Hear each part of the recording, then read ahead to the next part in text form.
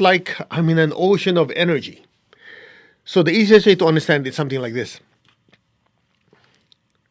Until you and I experience our non physical form or non physical being, this will be impossible to understand.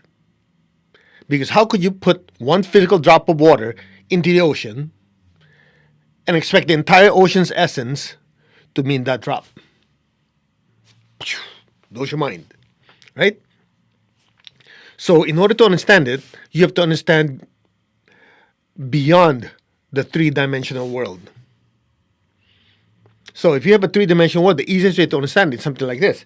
If I have a cup, you have height, right? Height, width, length, depth. So it's three-dimensional. Now, when you're listening to my voice right now, you go, okay, can you put a shape to it? No, it travels in waves, a certain direction. Which direction does it go? Everywhere.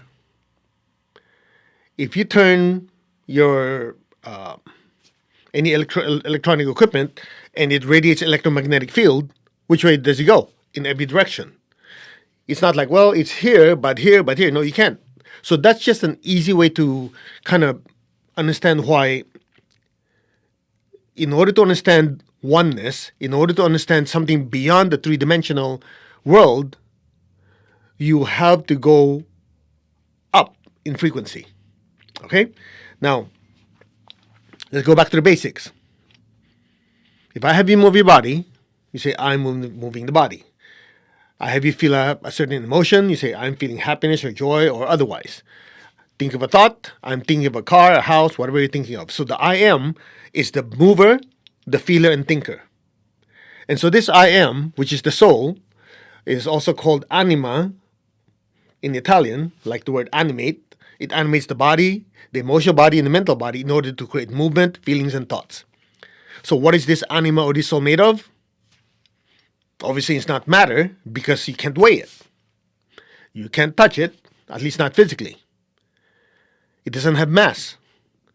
Because when people say it's energy, when you say energy, well, according to the super smart dude, what's his name? Albert Einstein, E is equal to mc squared. So the energy that most people know is actually a form of matter. And just like matter, it's a form of energy. Make sense? The E is called M. The M is mass. But the soul doesn't have mass. So what is it?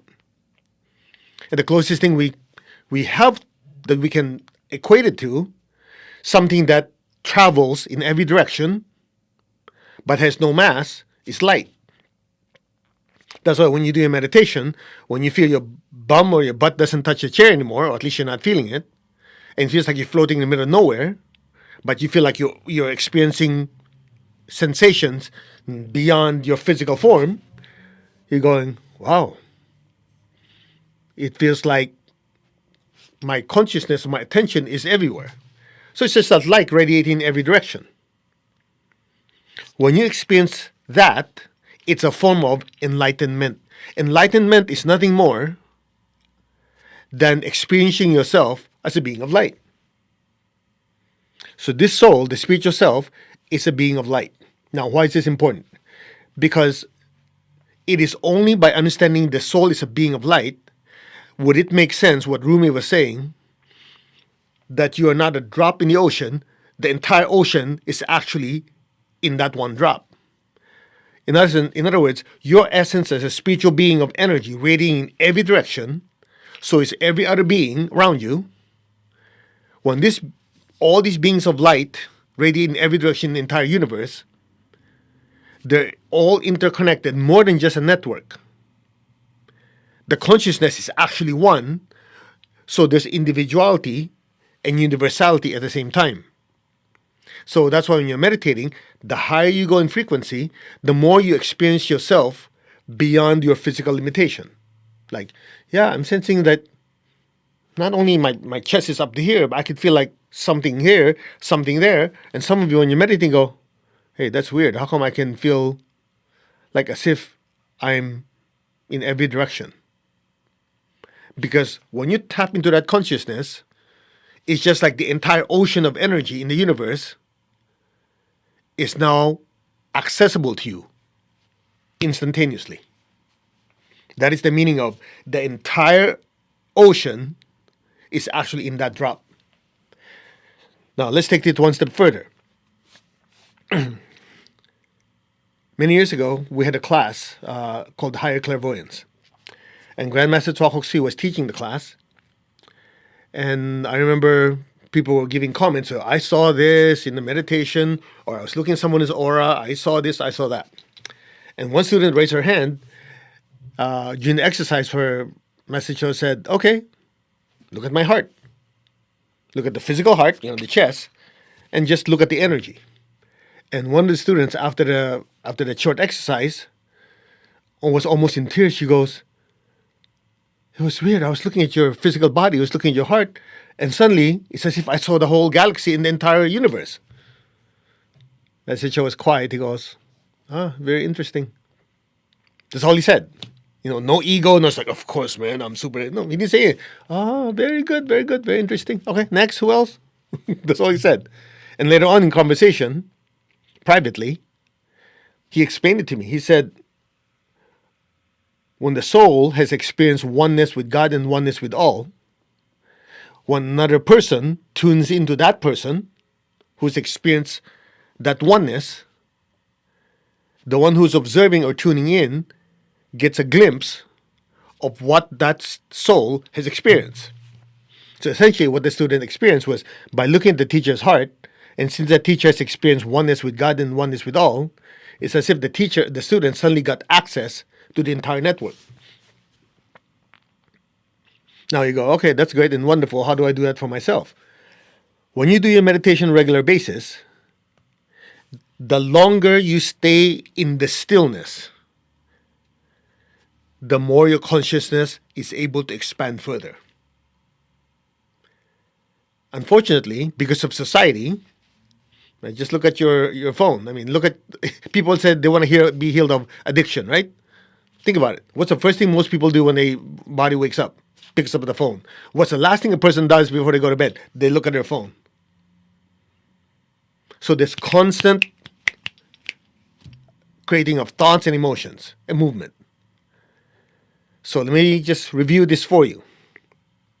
In order to get that stillness, you have to go from chaos, that means doing all this stuff, from chaos to calmness. Calmness means this, instead of going all over the place, okay, there's a certain order, a certain rhythm. And in that rhythm, just like musical notes, in between each note is a space. In between each thought that you're thinking, before, instead of, oh my God, I'm doing this, chaos, right?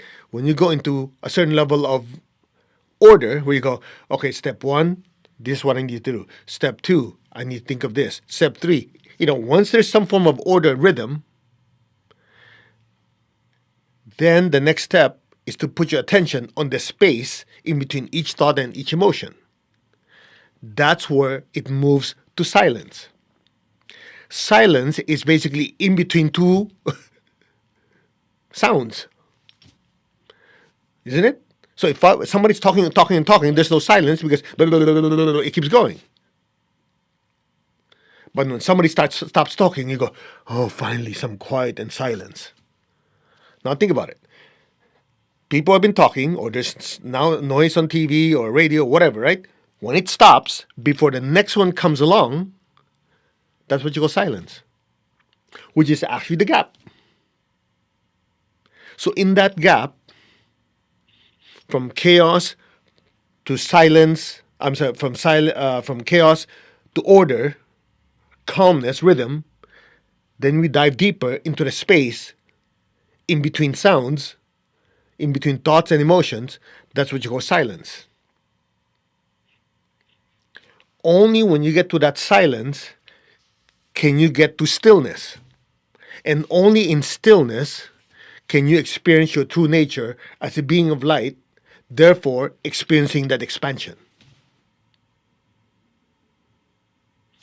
Chaos, calmness and rhythm, silence, stillness. We covered this in the earlier lesson. Now, that stillness is actually the foundation, it's the platform. That's why Grandmaster Tokoksui said, stillness is not objective. Stillness is just a stepping stone to higher spiritual activity. You go, what the heck is this spiritual activity?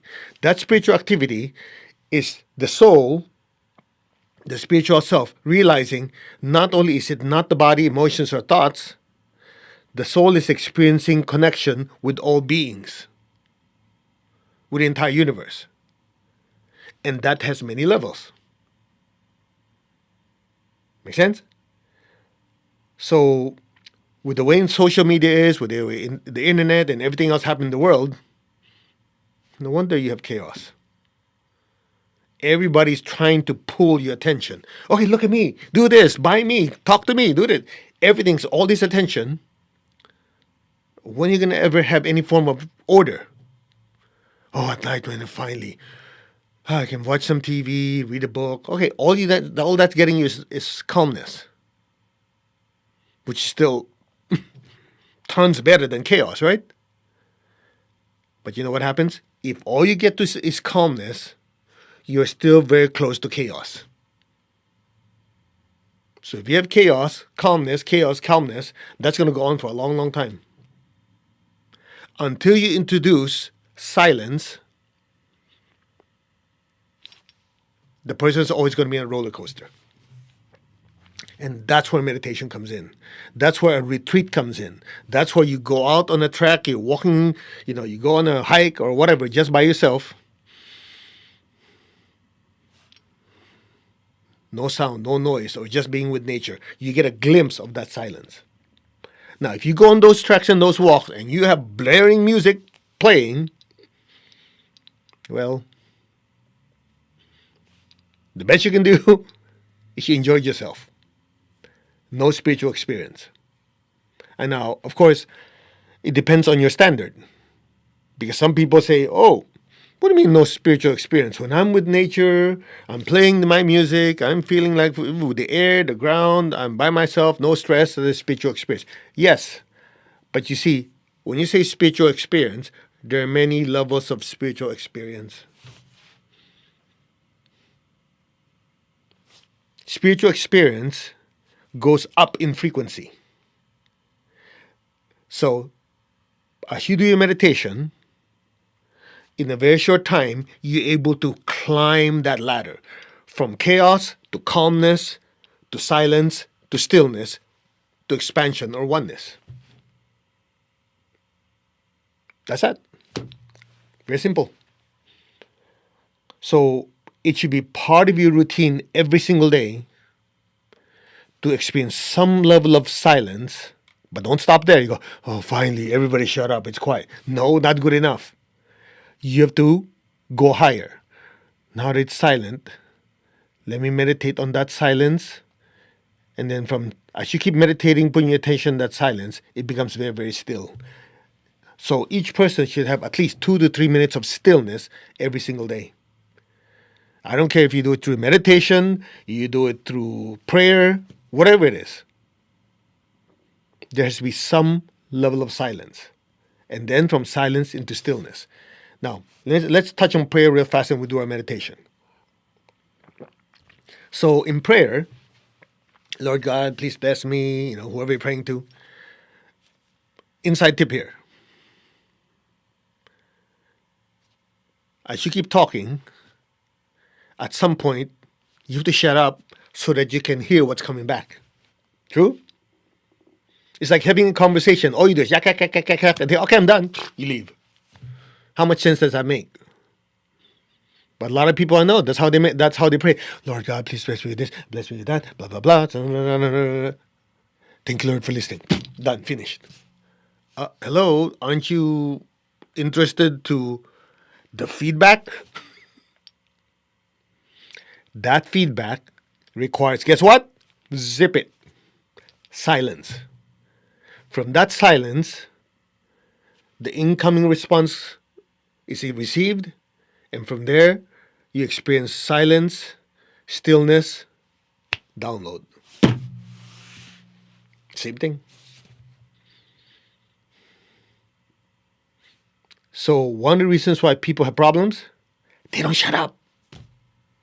They just, you know, no wonder your life is a mess. All you do is yak, yak, yak, yak, yak, yak, yak. There's no time for calmness. If there's no calmness, there's no silence. You never get to the gap. And with no gap in silence, you never get to stillness. So you know what? The only time the person has some form of order is when the body sleeps. Next day, chaos again. That's why meditation is very, very important. And if you're doing your prayer time as a form of meditation, make sure you allow ample time to just be still, be quiet, and wait for God's response, or your guides, or your angels, or your teachers. Now, could you imagine, after this we'll meditate, okay? Imagine somebody comes up to you, oh, by the way, I want to tell you my experience. I have a question for you, blah, blah, blah, and keep talking and talking, and then suddenly they go, well, okay, and walks away. You're going, so if you and I, we go, Lord God bless me, and then after that you're done, the higher beings are going to look at you like, you come asking for help, I'm going to help you, but you just left. What's your problem? It is the silence that is super critical. That's why in the Meditation Twin Hearts, as Master Cho teaches it, he guides it. When I guide you to it, it's short because of time. But in the actual meditation, a lot of you have that audio track. He says, smile at your heart, wait for the response. There's always this word, wait for response, or there's a silence. He talks, it is quiet. You know why? That time of silence is when you are tuning in as your true self, the soul. That's it. And so I'll repeat what I shared with you before. If you find yourself that you constantly to have music playing, somebody talking, something moving, the TV's on, you cannot just enjoy pure silence, there's a problem. That means the aura has too much noise, so you need to have something louder to distract you so you don't have to listen to yourself.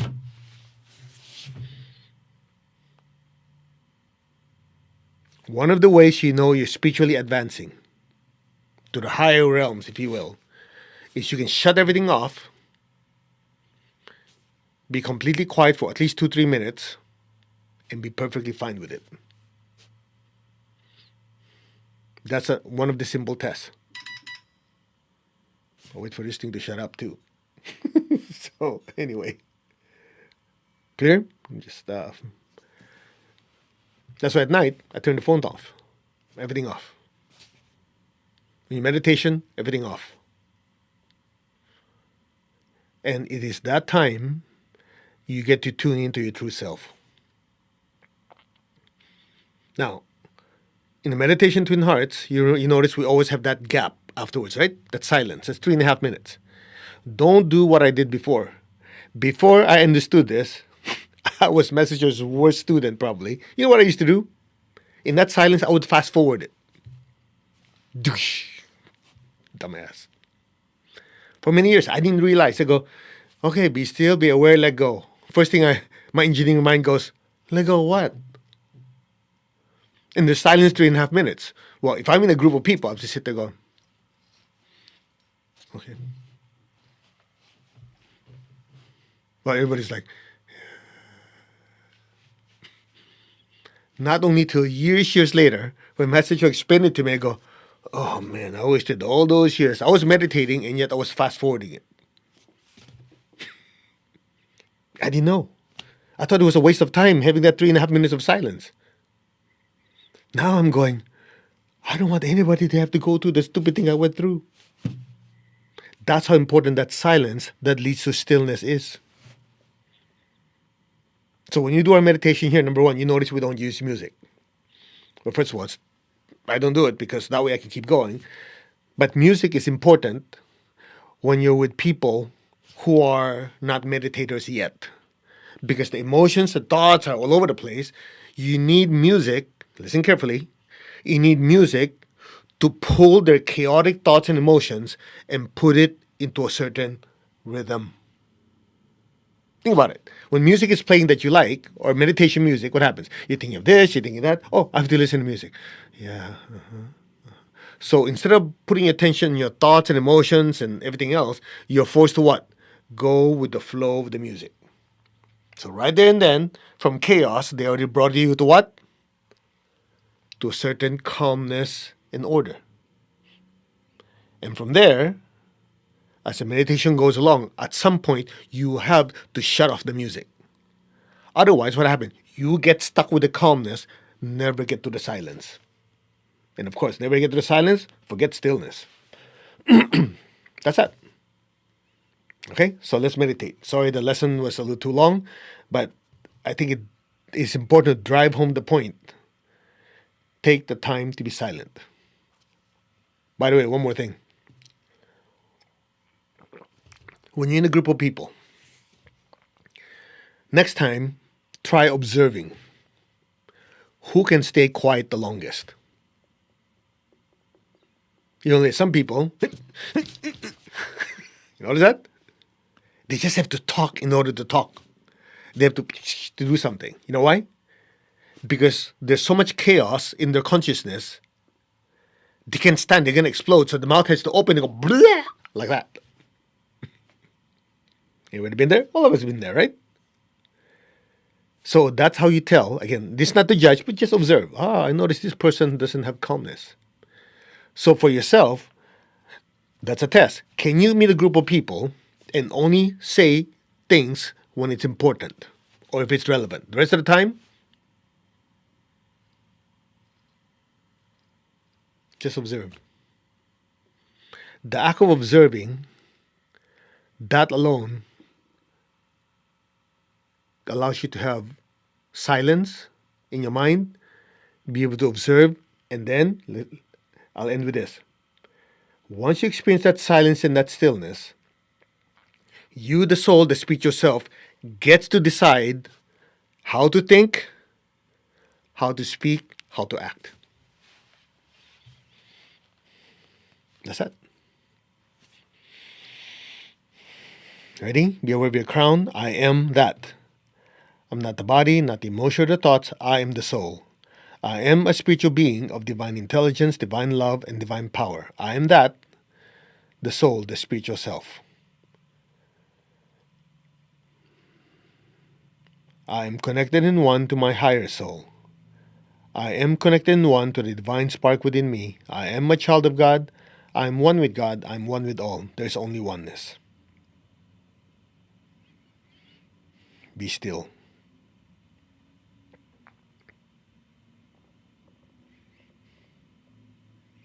Now open your hands in blessing.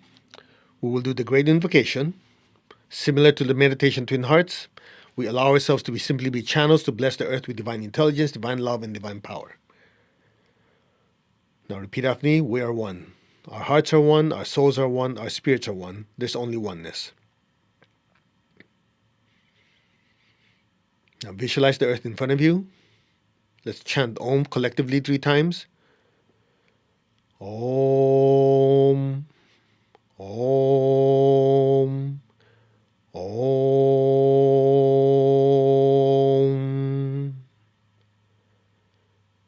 From the point of light within the mind of God, let light stream forth into the minds of every person, every being. Let light descend on earth. From the point of love within the heart of God, let love stream forth into the hearts of every person, every being. Let love descend throughout the entire earth. May God's message of love return to earth. From the center where the will of God is known, let divine purpose guide the wills of every person, every being, the purpose which the Holy Masters and spiritual hierarchy know and serve. Let goodwill and the willingness to do good descend throughout the entire earth. So be it. Be still.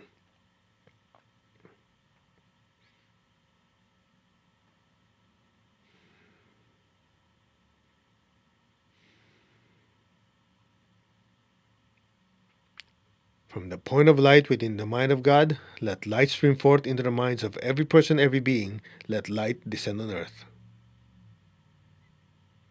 From the point of love within the heart of God, let love stream forth into the hearts of every person, every being. Let love descend throughout the entire earth. May God's messenger of love return to earth.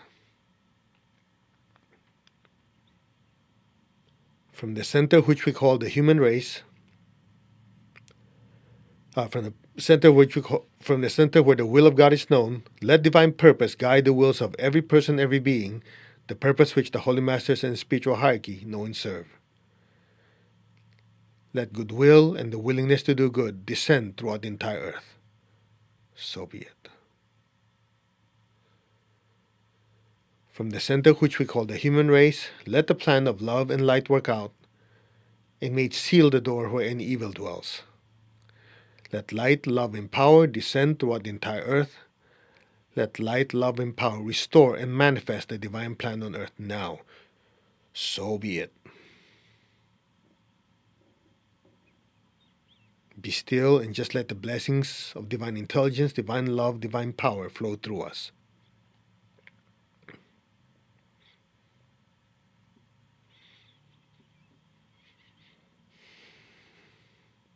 Now for the third great invocation, just imagine a brilliant golden fire or golden flame floating above your head.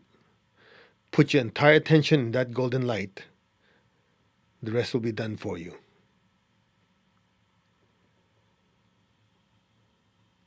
From the point of light within the mind of God, let light stream forth into the minds of every person, every being. Let light descend on earth. From the point of love within the heart of God, let love stream forth into the hearts of every person, every being. Let love descend throughout the entire earth.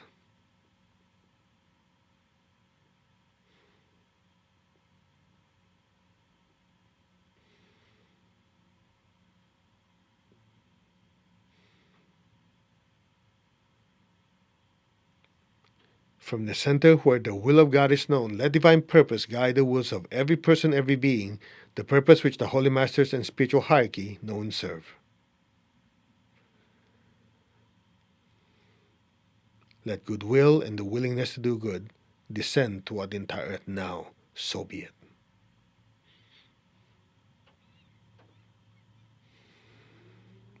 From the center which we call the human race and all the other races, let the plan of love and light work out, and may it seal the door where any evil dwells.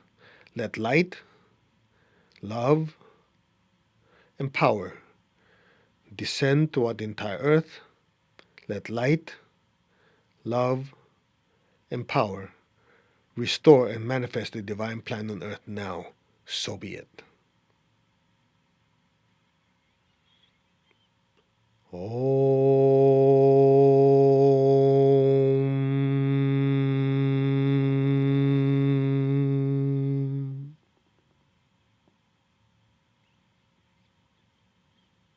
Om.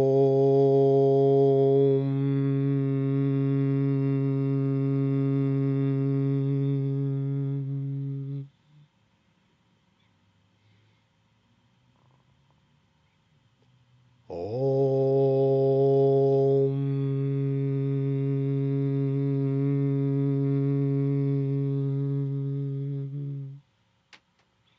Be still.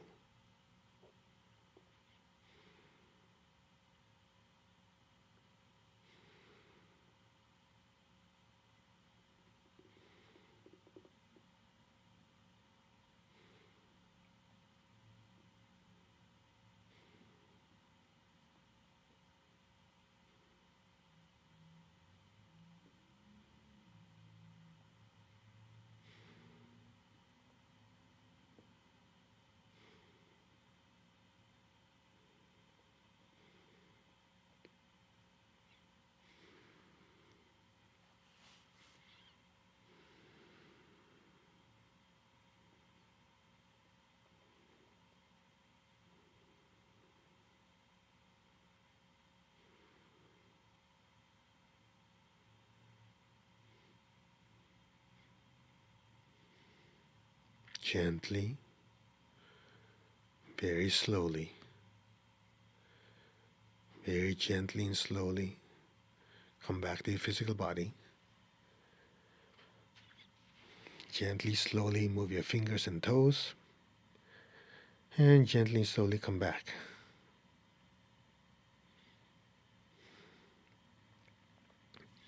If you like, raise your hands again.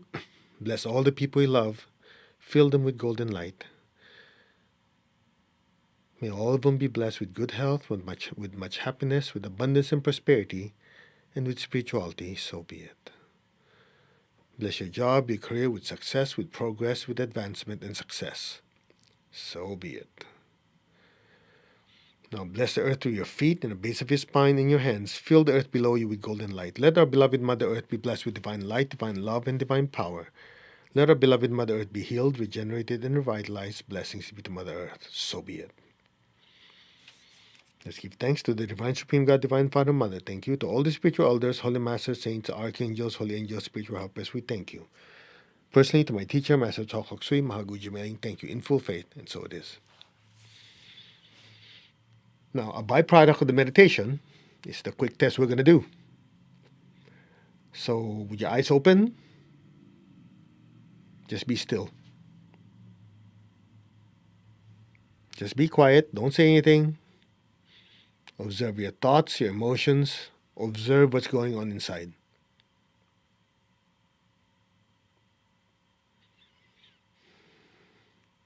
Most of you should experience like blank, like quiet, nothing there. So that's how you tell with proper meditation. At that point, everything's being flushed out, emptying it out, it's quiet and still. That is what you, the soul, experiences 24 hours a day, times maybe 1,000. So at this point, you can see things clearly. You can decide how to think, how to talk, how to act. Now here's the good news. As you do your meditation regularly, that silence and stillness you experience during the meditation, you can go back to that state anytime you like, on demand. People could be screaming, yelling around you. You go, I want to experience quiet and stillness. Boom, you're there. That's why I said many times, one of the ways you know you're advancing, you are less reactive. It's harder for people to trigger you. You know why? Because when they're trying to trigger you, it's their thought forms trying to hit you, but you have that realization, you have that understanding and knowingness at that time. I'm not into my emotions and thoughts. Well, if I'm not my thoughts and emotions, whatever you're dumping on me sure isn't me. Keep it to yourself. So for you, it's like, I'm good at my stillness. You can scream and yell all you like. Make sense? So over time, that's how you develop self-mastery. That's it. So, namaste everyone. Thank you very much for joining me for meditation. I hope you learned something in the lecture. And, we're leaving all these videos online.